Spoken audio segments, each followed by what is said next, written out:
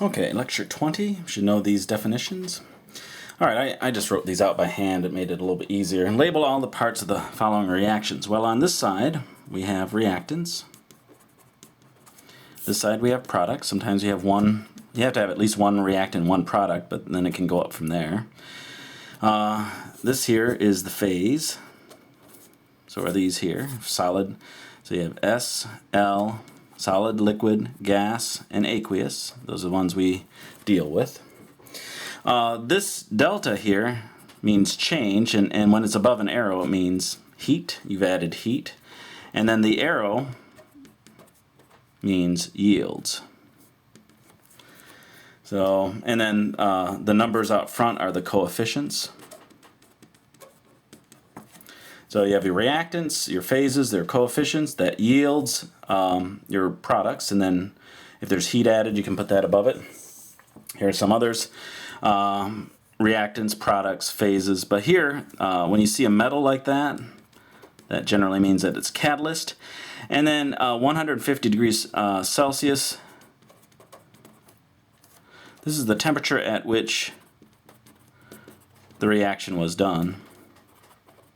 And because, well, isn't that heat? Yeah, it definitely is. You could put a delta sign there, or delta symbol, but when you put a delta symbol, that could mean anything from a mild heating to hitting it with a acetylene blowtorch. If you want it to be at a very particular temperature, you can put that in. And then we have balancing equations. This is just a matter of getting used to the idea of balancing by inspection. What I normally do is I start with whatever's on the left and make sure that it's balanced on the other side. We can't lose any atoms. The law of conservation of mass says we can't. So we have one sodium over here. You have to take into account superscripts and coefficients. So we have sodium, sodium, 2 chlorines, 1 chlorine. Well, you might say, how about if we just put a chlorine here?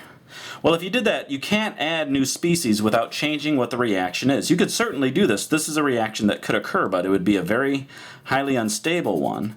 So we can't normally add anything to either side. We have to just work with the coefficients.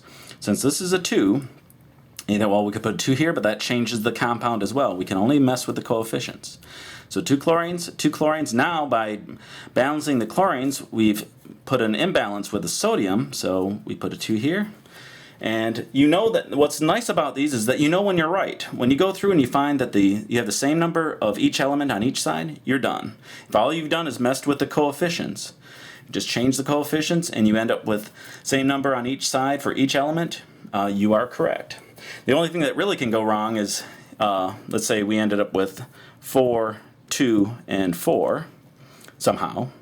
Well, you have to reduce it down. Say this is definitely balanced. If this was a 4, a 2, and a 4, that's balanced, but it's not the simplest form. We'd have to divide through by 2 to get it to this form. So be careful of that. That can occur. All right, we have these guys here. Phosphoric acid, and then phosphine is what this one's called here, or phosphorus trihydride, but it's called phosphine. Well, you want to mess around. You don't want to mess with the phosphorus because they're found in every single compound. And the more of these you do, the more you see that that's not what we want to deal with first. Oxygen is found in only one species on each side. So balance that first. Well, we have 3 and 4. Well, we can't multiply any number by 3 to give us 4 that's going to be a whole number. And using fractions is fine, but in this case it's easier to just say, since there's 3 here, 4 times 3, that's 12.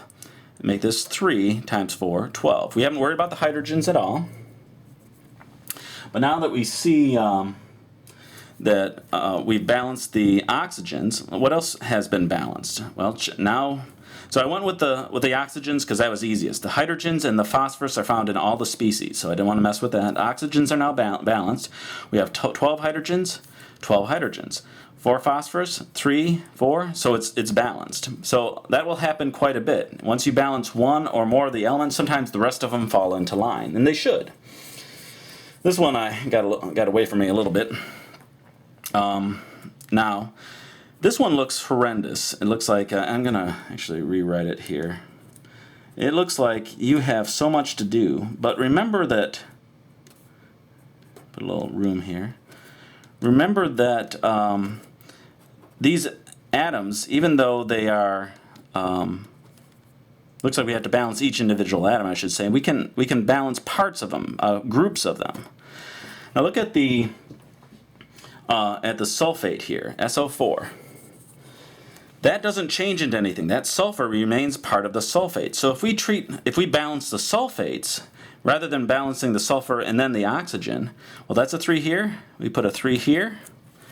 And we've taken care of the sulfate. And that's okay to do. Even though there's an oxygen here, that oxygen did not come from the sulfate. It wasn't transferred in. So when you have a polyatomic ion that remains intact, use that to your advantage. And then we have... let's see. So we have ammonium here and ammonia. Well, every nitrogen here from the ammonia went and formed an ammonium. It added an H plus to it. So if we balance the ammonia and the ammonium as if they were the same thing, it's okay because we're just looking at the nitrogen. Forget about the hydrogen. We'll balance those later. But if you have an H3 and H4, there's 6 here, 6 ammonium, so we must have started with 6 ammonia. Now, if we look at the water, make sure I got, before we do the water, what else needs to be balanced? We have iron here. There's 2 irons, 1 iron, so that's an easy one. That's the only place iron is found in each of these. And then we have OH minus 3, so there's 6 of them total. Well, each of those OH minuses must have come from a water. You can see what happened. Each water gave an H plus to an ammonia to create the ammonium, and there's OH minus left over. Since there's 6 of these, that must be 6. So instead of dealing with each individual element, which would probably have taken all day, you can deal with parts of them. And I know that I jumped around, but it is a very complex reaction. It's pretty much the toughest one that you're going to see. So take a look at this, and go through it, and maybe come back to this lecture a few times until you see how and this is, let me double check, make sure. Yeah, so everything's balanced, and I did it by dealing with pieces of them rather than individual elements. Now this one, we have propane plus oxygen goes to carbon dioxide and water. We have 3 carbon, so put a 3 here. We have 8 hydrogen, so a 4 goes here. And then we have 3 times 2, that's 6 plus 4, 10. So we have 10 oxygens we need to balance, so we put a 5 here. And that's not actually what I wanted to do. Let's, I'm running out of time on the my videotape, so we'll see what it can do here. So this is 10. Let's try this one because it's a little trickier. Nothing wrong with that first one, but now we have carbon. There's 4, so a 4 here. We have 10 hydrogens, so a 5 would go here for the hydrogens. Now we have 8 oxygens, and then plus 5. So a total of 13 oxygens on this side. Now we have a problem because our oxygens aren't, if there was just 1 oxygen, we just put a 13 there, we're all set. But the oxygens come in pairs. So there's no number we can no integer we can multiply by 2 that will give us 13. That's okay, since it's just, this happens so much with these diatomic molecules, let's use a fraction. We wouldn't want to use it on a more complex system, but here, if we use a fraction, then we're balanced. 13 halves times 2, that gives us 13. That's what we were after. Well, even though it's balanced, and you'll see it like this sometimes if you stay on in the sciences, they'll leave it in this form for one reason or another. We need to simplify. And since we were balanced here, if you check it out, we'll find that everything's balanced. If we multiply through by the same number, it should remain balanced. Well, if we multiply through by 2, then this becomes 8, this becomes 10, and voila, we're balanced. So this is one of those times when using fractions would be helpful. Up here we could have done this with fractions, and you can try it if you want. It's not quite as easy.